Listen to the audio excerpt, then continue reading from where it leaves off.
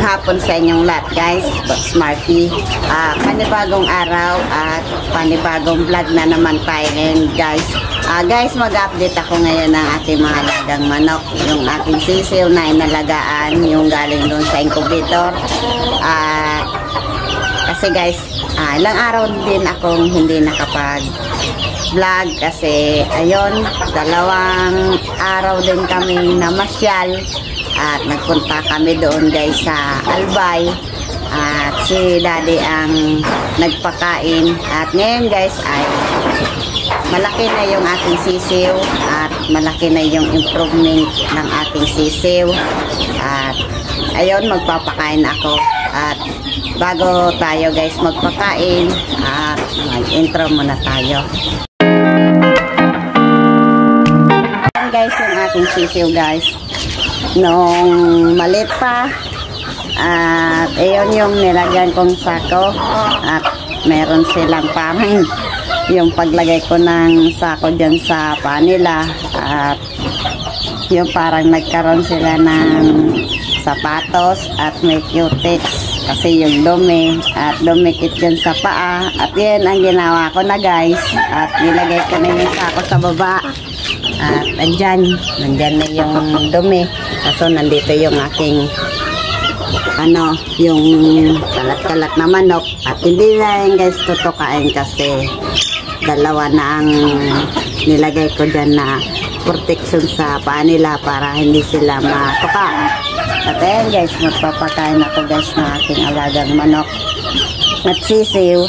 At ngayong gabi guys, at mag-i-inject ako mamaya ng mga vitamins ng aking mga alagang manok kasi may dumating naman akong pang-inject na pang sa kanila. At ita-try ko yun guys kasi kanina tinry ko doon sa aking mga malalaki na mga sisiw. At i-inject ko guys doon sa aking sisiw doon sa breedingan ay 0.2. At yung ganito guys, hindi pa pwede itong injikan. At ang ginawa ko dito guys ay vitamins na muna kasi may dumating naman akong bagong vitamins. Ni-stop ko muna doon sila sa streptomycin. At yung galistot naman ang pinainom ko sa kanila. At ngayon guys, magpapakain ako kasi gutom na. Lang din tayo, hindi nag-video. Ito na yung aking mga sisiw. Ito laki na. Nagkukulit. Nanginginig na kasi guys. Tapos kahapon guys, bumili naman ako ng patuka. Kasi ubos na yung patuka nila guys. Tapos binilang ko naman tong patukaan. Ayan. At yung tubig guys na binigay ko sa kanila guys ay kasi grabe ng init guys.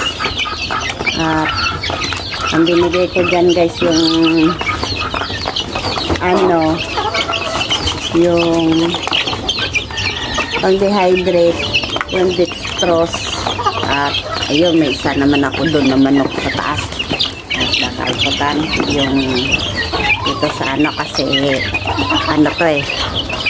net. At ayan guys yung aking sisiw. At sawa naman guys, at hindi naman sila nagkasipon. At yung aking talisay guys nandun din, laki na at nag-iyakan na sila kasi hapon na. At yung hapon guys, hindi na muna ako ngayon magpapakain ng aking mga kalat-kalat. Mamaya ang gabi ako guys mag-i-inject sa kanila para madakip ko isa-isa. Para meron na naman silang vitamins. Tapos pagka umaga guys, pag nagpakain ako sa aking mga tandang at mga inahin, at inahaluan ko na guys ng dextrose para hindi sila ma-dehydrate kasi super init na naman guys. At ito guys, bago kong bili itong patukaan kahapon, at bumili ako kasi ubos na yung patuka ng aking mga sisiw. At kahapon kasi guys, nung pagdating ko, at wala nang pagkain yung aking mga sisiw, kaya bumili ako. sampatoka. At maliliksi naman guys yung aking mga sisiw. At wala tayong napansin na patamlay. Ganito lang yung ginagawa ko lagi. Kasi pagkaka umaga kasi guys, nagpakain ako na aking mga sisiw. At ang bilis kasi guys ng ipot dito sa sahig. At ang ginawa ko guys, tinanggal ko na yung sako dito kasi yan. At naglilinis ako lagi ng sako. At siyempre naapakan nila yung ipot nila. Kaya ang ginawa ko na guys sa ilalim. At ngayon naman sa ilalim, at ganito, andyan naman yung aking mga alpas. At may nahulog kasi guys na patuka ng aking mga sisiw. At ayun, tinutuka kasi.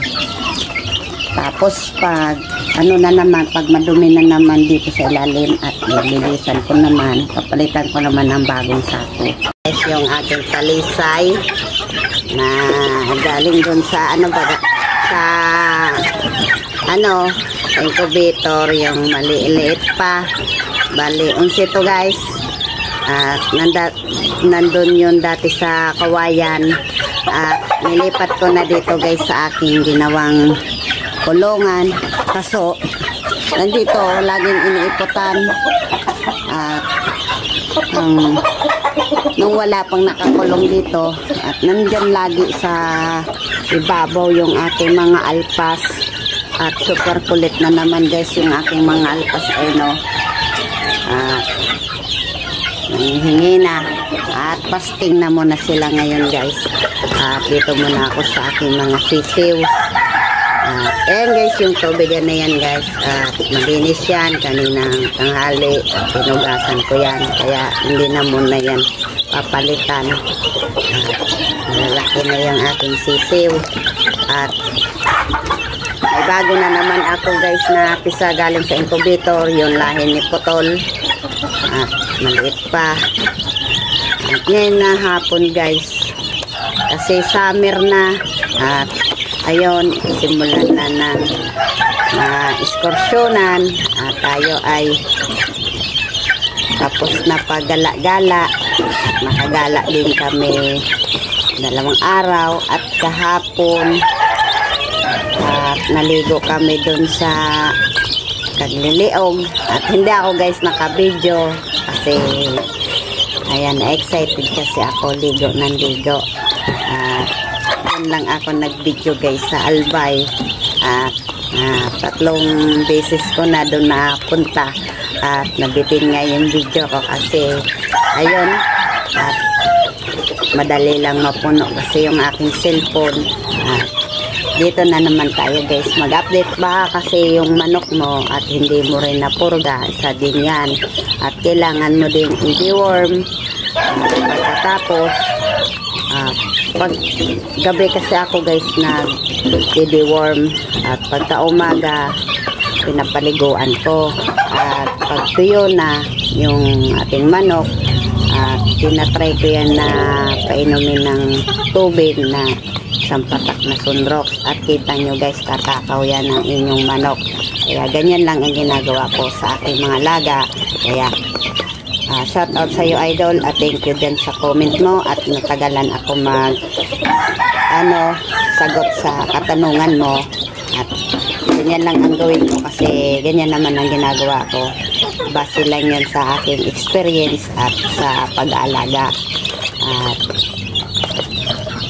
At pag kukondisyon kasi guys ng ating manok, at dinideworm din yan ni daddy yung mga aming panlaban dito. Kaya yun, simula nung ginawa ko yun guys, at wala na akong na-experience ngayon na ang aking manok ay walang ganang kumain. At lahat ng aking mga manok guys na aking mga alaga at matakot talagang kumain gaya nitong mga sisiw. At ilang araw guys makapagtapos ko mag-inject, at baka bukas hingi ako kay daddy ng pambili ng pang deworm kasi ito mga ganito pwede na itong i-deworm at mga ganitong bata at hanggang sa paglaki at i-deworm natin yan kasi pag hindi natin na-deworm yung ating mga alaga ang makikinabang sa mga kinakain nila at ay yung mga bulate at dyan magpapayat yung ating mga alaga, pangatawan at ang nakikinabang yung bulate. Kaya guys, punta naman tayo sa iba kasi yung aking mga manok at nanghingi pa. At yung nag-comment sa akin na bilhin ko yung gamot na yon at super effective idol. Kaya thank you sa mo at hindi ko akalain na yung pala ay bibilhin ni Ate Glenn at ni Junior. At yung nagkasipon kasi aking tandang at tinry ko guys, super effective pala yung gamot na yon. Kaya thank you sa iyo idol sa payo mo na painumin ko yon at anoy ko din ng kalamansi. Mas maganda pala yung gamot na ayun na patak at nakabasa ko din yon sa kasi yun may babasahin after bago kumain yung manok at papatakan yun at pagkatapos nun pinatakan saka mo papakainin. Umaga lang ang pwede doon. Kaya thank you idol sa payo mo kasi yun hindi na magkakasakit yung aking alaga. Ito din yung aking white hats. Ayan idol at mga idol ang aking white hats at malaki na yung aking white hats. Bale 3, 4, 5, 6 yung aking white hats at isang itim at ayan at malaki na yung aking white hats at grabe na yung pag-improvement nga paglaki at ayan mga ganitong mga sisi pwede natin purgahin. Kaya baka bukas bibili naman akong pampurga at yan tubig malinis pa naman at ilagay ko dyan yung dehydrate, yung dextrose kasi super init na dito sa amin. Ayan at yung bago kong isa na sisiw na lahi ni putol at sinsya na guys at maingay kasi may nagkukutat yung aking inahin. So guys, yung aking sisiw na galing doon sa incubator at pang 3 araw niya na nila ngayon at bali 5 to guys. Ayan, yung lahi ni putol at paunti-unti guys nagpipisa na doon sa incubator. Ayan, nakalimutan ko kanina na lagyan ng ilaw at mamaya lalagyan ko na naman sila ng ilaw at lagyan ko ng sako para hindi matuka sa paa yung tukain yung paa ng aking mga alaga dyan sa ilalim kasi yung mga alpas ko makukulit. Ayan guys yung aking galing doon sa incubator na lain ni putol at hindi ko guys ang nanay nito guys, kaya tatanungin natin si daddy kasi si daddy ang nakaalam nitong inahin at kasi hindi ko alam yung mga pangalan ng aking mga alaga pero si putol kilala ko kasi nanalo na rin kasi yan si putol kaya ang dami ng palahin ni putol at ni Asil at yung 2 times winner ko at yung iba ko pang mga manok na mga palahi. Guys, magandang hapon na lang sa inyo at sana sa mga viewers ko dyan at sa mga bagong subscriber at thank you sa inyong lahat at sana mag-subscribe ulit kayo sa aking channel and please like and subscribe at pindutin nyo na lang po ang bell button para lagi kayong update sa aking video. Kaya unti-unti lang tayo guys mag-update at magpapakain pa ng ibang mga sisiw At tomorrow naman guys, at i-update ko kayo sa aking mga alaga. At yun, mag-umpisa na ako guys mag-upload at magbibideo sa aking mga manukan. At yan guys, hanggang dito na lang ang aking video. At sana idol na natulungan kita dun sa comment mo na at mahina kumain yung iyong alaga. At bye-bye! Hanggang dito na lang yung aking video at magpapainom pa ako guys. Kaya thank you!